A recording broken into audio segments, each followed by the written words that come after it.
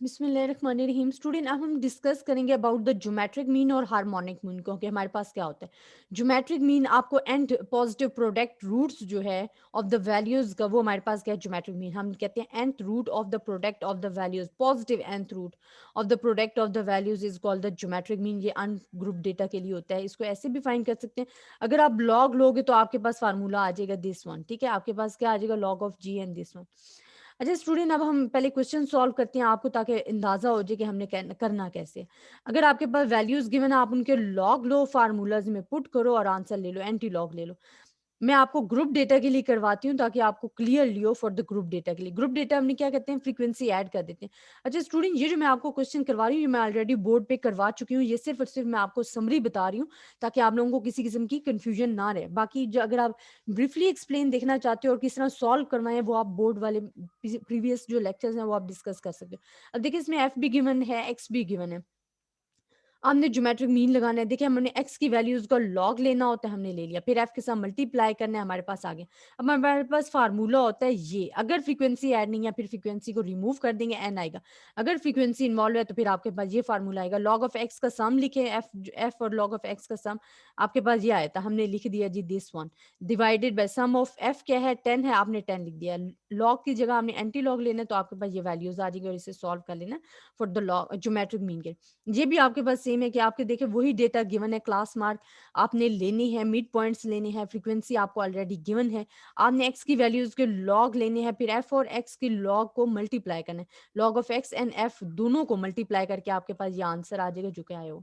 और सिंपली आपने एन से डिवाइड करके, मतलब टोटल फ्रीक्वेंसी 120 है, एंटी लॉग लेना है, तो आपके पास क्वेश्चन का आंसर आ जाएगा।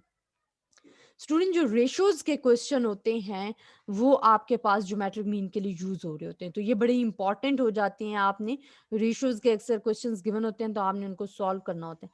जैसे कि मैं आपको एक क्वेश्चन करवा देती हूँ, ये ऐसे क्वेश्चन भी इंपॉर्टेंट है। वो कहते हैं a man gets a rise of 10% in a salary at the end of the first year of service and further rises 20%, 25% at the end of the second and third year respectively. The rise in each year being calculated on his salary at the beginning of the year, and हमने percentage increase बताना है। Percentage increase आपके पास average increase आ रहा है, ratios आपने मालूम करनी है, that is link with the geometric mean है।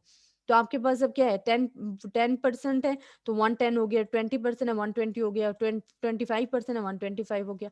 ये हमने लिख के 1/3, क्योंकि एन लिखते हैं ना, 1/n लिखते हैं अंडर रूट को हम खत्म करने के लिए। अगर अंडर रूट ना हो तो फिर हम एन 1/3 आ गया। वन आप लॉग कैसे अप्लाई करते हो, बोथ साइड लॉग अप्लाई करोगे, वन ब्लॉक की पावर पहले, फिर आप सब वैल्यूज पे लॉग अप्लाई कर दोगे, लॉग को देखोगे, उनका सम करोगे और वैल्यू, फिर आपने एंटी लॉग लेना और आपके पास वैल्यूज आ जाएगी। हार्मोनिक मीन क्या होता है, आपके पास reciprocal of the arithmetic mean is called the harmonic mean. Same mean की तरह होते हैं लेकिन सिर्फ रेसिप्रोकल होता है। ये अनग्रुप डेटा के लिए और ग्रुप डेटा के लिए आपके पास क्या आ जाती है, फ्रीक्वेंसी ऐड हो जाती है। अब अनग्रुप डेटा के लिए पहले आप देखिए, वैल्यूज आपके पास गिवन है, 1/x की वैल्यूज लेंगे, हमने लिख दी, डिवाइडेड बाय एन, जो हम एन लिख कर divided by values, summation of values 1/x की, एंड हमारे पास आंसर आ जाएगा। इसी तरह आपने ये वैल्यूज को भी सॉल्व करना है फॉर द अनग्रुप डेटा के लिए, हार्मोनिक मीन के लिए। सेम ये फार्मूला अप्लाई करना है, 1/x लेना है, डिवाइडेड बाय हमारे पास जो n लिखा हुआ है, divided by summation of 1/x आपने करना है। अगर हमारे पास फ्रीक्वेंसी ऐड हो रही है तो आपके पास ये फार्मूला बन रहा है कि उसमें सिर्फ और सिर्फ फ्रीक्वेंसी ऐड हो रही है। अब देखिए, आपके पास एफ एक्स आप निकाल लेते हो, आपके पास मिड पॉइंट्स है, फ्रीक्वेंसी आपको गिवन है। आपने क्या करना होता है फार्मूले में, अगर आप देखो तो आपने एक्स की वैल्यूज का रेसिप्रोकल लेना है, तो हमने रेसिप्रोकल लिया 1/x, तो आपके पास ये आ गई। एक्स की वैल्यूज हमें गिवन है, 1/x लेते जाए तो हमारे पास क्या आ जाएगा, एफ और 1/x को मल्टीप्लाई करना है, तो आपके पास ये वैल्यूज आ जानी है, फार्मूले में पुट करना है, तो आपके पास हार्मोनिक मीन आ जाना है। और ये speed speed of the data जो है उसके लिए बहुत ज्यादा यूज हो रहा होता है। मैं आपको एक एग्जांपल भी करवा देती हूँ। कहते हैं, a man travels from A to B at an average speed of 30 kilometre and returns from B to A along the same route at an average speed of 60 per our. अब देखिए, हमारे पास क्या है कि यहाँ 30 है तो 1/30, 1/60 हमारे पास 2 है, एंड आप इसको वैल्यूज को देखो तो आपके पास क्या आ जाएगा, 40। अच्छा, टोटल डिस्टेंस हमारे पास क्या हो जाएगा, जो एवरेज स्पीड हम कहेंगे। देखिए, एक तो हमारे पास यहाँ से जाने का जो हमारे पास है वो क्या है, अगर हम जा रहे हैं, उन्होंने लिखा भी, now suppose distance from A to B 60 है, ए टू बी 60 है। then it will take 2 hours to travel from A to B at the speed of 30.